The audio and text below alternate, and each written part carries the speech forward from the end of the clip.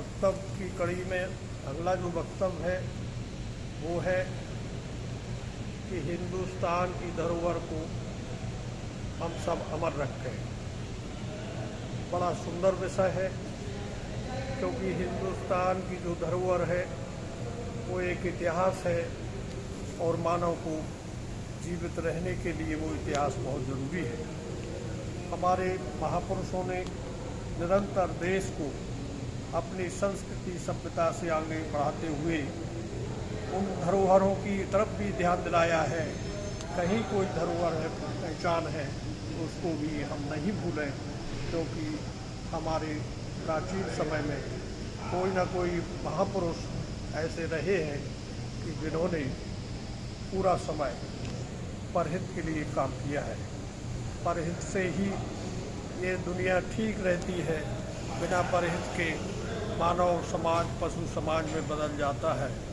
तो मैं आज के संदर्भ में ये कहना चाहता हूँ कि हमारी अपने देश की जो धरोहर हैं उन्हें सुरक्षित और उनके इतिहास को जाने और आने वाली पीढ़ियों को भी उस धरोहर से जोड़ें, ताकि ये देश की जो एक पहचान है वो हमारे युवाओं में रहना चाहिए।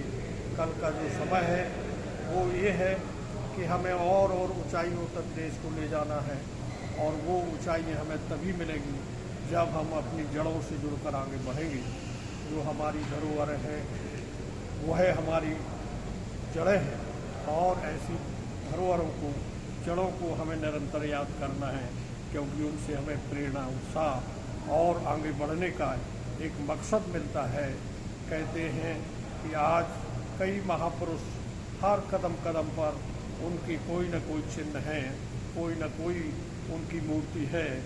उसको भी देखकर हम पुनः अपने देश को समझ सकते हैं और देश की संस्कृति सभ्यता से जुड़कर राष्ट्र को पुनः हम वैभव की ओर ले जा सकते हैं। यही आज ज़रूरत है हम सब भाइयों को कि हम सब अपनी धरोहरों से आगे बढ़ें और आने वाली पीढ़ियों को उन धरोहरों से परिचित कराते रहें, ताकि निश्चित इस देश की संस्कृति सभ्यता कभी खत्म न हो। आने वाला समय ऐसा भी है कि लोग उन धरोहरों को, उनकी पहचान को मिटाना चाहते हैं।